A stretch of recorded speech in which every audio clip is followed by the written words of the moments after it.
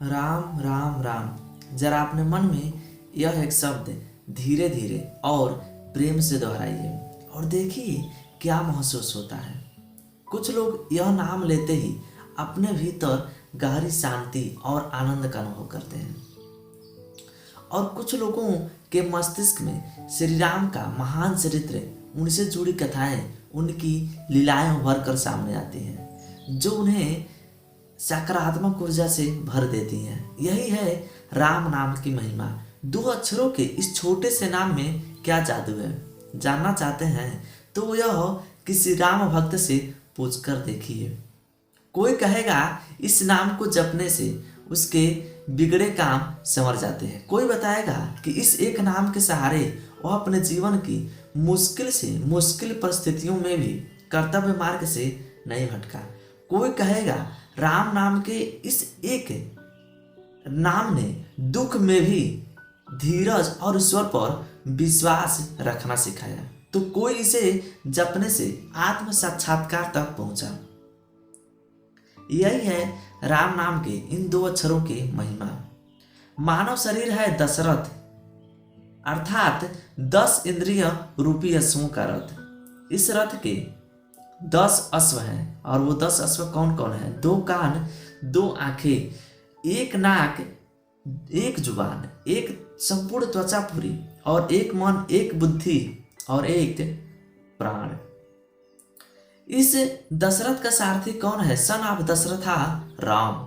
राम इंद्रियों के सूरज हैं, उसी के तेज से शरीर में चेतना होती है, उसकी इंद्रियां चल रही हैं। जब शरीर रूपी रथ पर चेतना रूपी राम आरूढ़ हो जाते हैं, सवार हो जाते हैं, तो इसका संचालन अपने हाथों में ले लेते हैं और तभी वह सजीव होकर अभिव्यक्ति करते हैं। शरीर दशरथ है तो सारथी है राम। शरीर सब है तो शिव है, चेतना है यानी राम। राम से वियोग होते ही दशरथ का अस्तित्व समाप्त हो जाता है। इन दोनों का मिलन ही अनुभव और अभिव्यक्ति है। जड़ और चेतना का, परा और प्रकृति का मिलन ही है दशरथ और राम का। अपने सारथी राम के बिना दशरथ उद्देश्यहीन है और दशरथ के बिना राम अभिव्यक्ति विहीन। देखिए इन दोनों के योग से ही संसार की लीला चल रही है, यानी रामलीला। दशरथ वाहन है तो उसका संचालक है सन ऑफ दशरथ राम। दशरथ यंत्र है तो उसका नियंत्रक कौन है? Son of Dasharath Ram. आंखें देखती हैं मगर दृष्टा कौन है? Son of Dasharath Ram. कान सुनते हैं मगर श्रोता कौन है? Son of Dasharath Ram. नाक सूंघती है मगर गंध को जानने वाला सन ऑफ दशरथ राम। त्वचा स्पर्श पाती है मगर स्पर्श को जानने वाला सन ऑफ दशरथ राम। जुबान स्वाद ले पाती है मगर स्वाद को जानने वाला कौन है? Son of Dasharath Ram. विचार चलते रहते हैं मगर उन विचारों का स्रोत और ज्ञाता कौन है? Son of Dasharath Ram. हृदय की शांति, मौन, आनंद का दूसरा नाम क्या है? Son of Dasharath. इंद्रियों का सूरज राम। आप लोग हमारे वीडियो के माध्यम से उस जानने वाले, चलाने वाले सन ऑफ दशरथ राम का अनुभव करने वाले हैं, जानने वाले हैं, जिसकी अनुभूति से संत तुकाराम, संत ज्ञानेश्वर, मीरा, कबीर, गुरु नानक इत्यादि तर गए। राम अंतिम सत्य है, यानी सेल्फ का, ईश्वर साक्षी परम चेतना का नाम है। राम अंतिम सत्य यानी क्या? परम चेतना, ईश्वर साक्षी। यही है दूसरा नाम जिसको हम राम कहते हैं, जो हर मनुष्य के अंदर उनके हृदय यानी तेज स्थान पर निवास करता है, विराजमान है। वह निराकार, निर्गुण, अजन्मा, अनंत, निरंतर, असीम, सर्वव्यापी है। हालांकि राम का अनुभव हम सबने किया होता है, लेकिन उस अनुभव को कितने लोग पहचान कर वहां स्थित हो पाते हैं? कबीरदास जी कहते हैं, कस्तूरी कुंडल बसे मृग ढूंढे वन माही, ऐसे घट घट राम है दुनिया देखे नाही। इन दोहे का अर्थ क्या है? अपनी ही कस्तूरी के महक से बौराया हिरन उस कस्तूरी को वन वन खोजता फिरता है। क्यों? क्योंकि वह इस बात से अनजान है कि कस्तूरी उसकी अपनी ही नाभि में छिपी हुई है।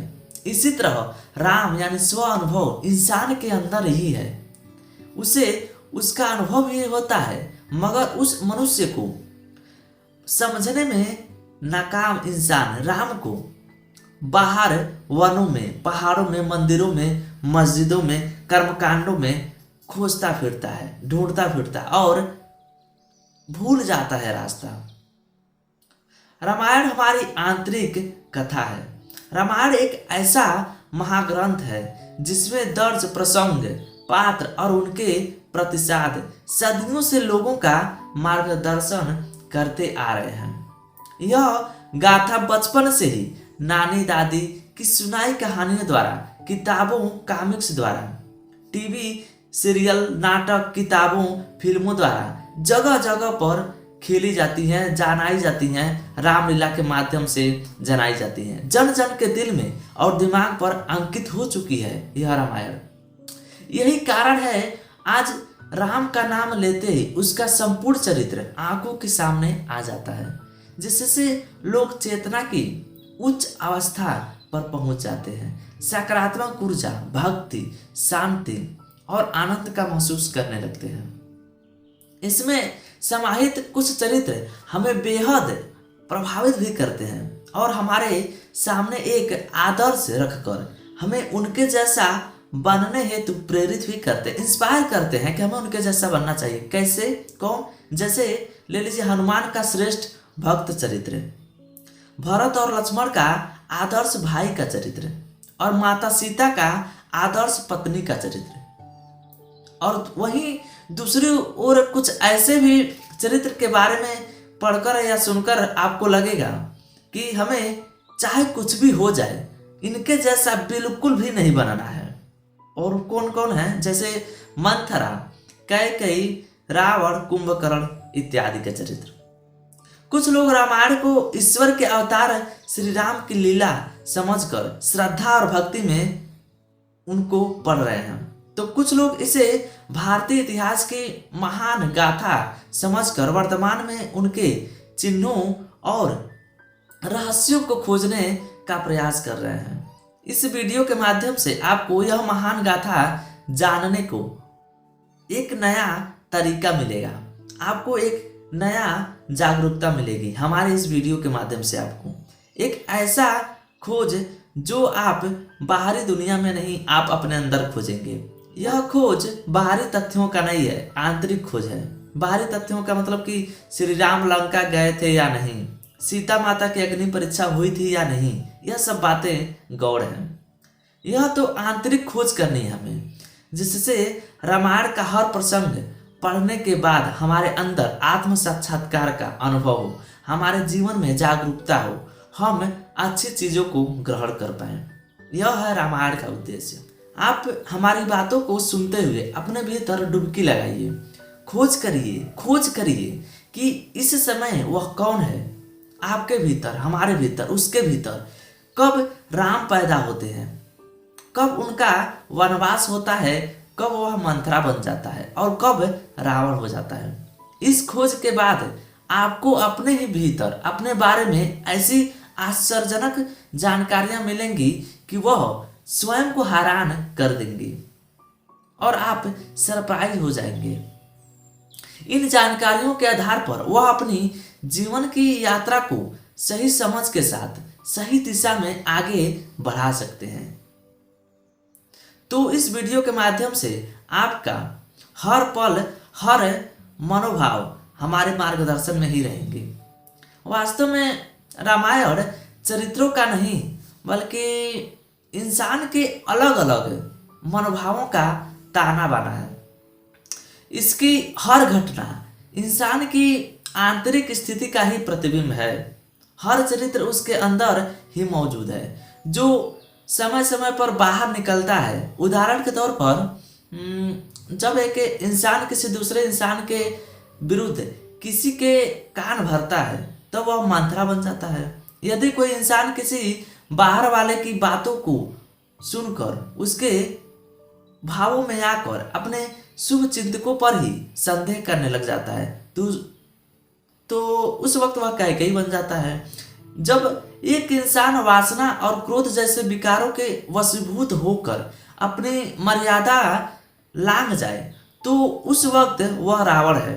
जब इंसान की निष्ठा सत्य के पक्ष में इतनी गहरी हो जाए कि वह अपने प्रियजनों द्वारा किए जा रहे गलत कार्यों में अपना सहयोग या मूक स्वीकृति देना बंद कर दे और पूरे साहस के साथ उसका विरोध करने हेतु खड़ा हो जाए, तो समझिए कि उसके भीतर विभीषण का अवतरण हुआ है। जब ईश्वर यानी सेल्फ किसी शरीर के माध्यम से अपना अनुभव करता है ना, या फिर अपना अनुभव कर अपने गुणों को अभिव्यक्त करता है या अभिव्यक्त करना चाहता है, तो उसके जीवन में ऐसी अनेकों घटनाएं घटती है ना जो उसमें सत्य की प्यास को जगाती है। तब उसके हृदय में सत्य प्राप्ति के प्रति उसके लिए सच्ची प्रार्थना उठती है।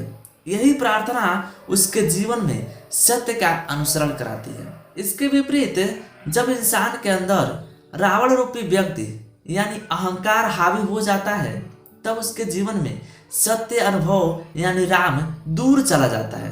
तब उसकी हालत कैसी होती है, जैसी कि श्री राम के जाने के बाद अयोध्या की हो गई थी, दुखी, उदास, सुनी सुनी, उत्सव विहीन।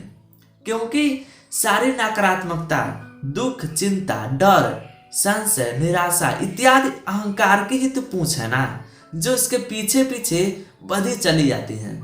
राम यानी परम चैतन्य असली मैं के जाते ही यानी सत्य के जाते ही स्वयं को दूसरों के श्रेष्ठ और अलग मानने वाला मैं आ जाता है, अहंकार आ जाता है अंदर, जो इंसानी जीवन को सूनी अयोध्या बना देता है, दुख से भर देता है। जब इंसान को अपने जीवन में राम का महत्व पता चलता है ना और उसकी कमी महसूस होती है ना, तब वह उसके जीवन में राम की वापसी के लिए प्रयास करना शुरू कर देता है, मेहनत करने लगता है, अपने आप को जानने की कोशिश करता है।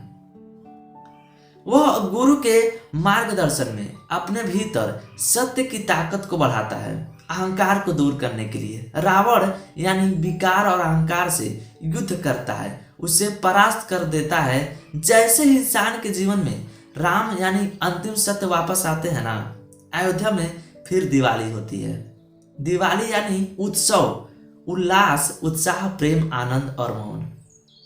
आप भी अपने राम के साथ प्रेम, आनंद, मौन का आनंद उठाएं। यही है मेरी शुभकामना। आज के लिए बस इतना ही। आगे के वीडियो में और भी सारी बातें आपको बतानी है। तब तक आप लोग जुड़े रहिए और अपना बहुत सारा ख्याल रखिए। धन्यवाद।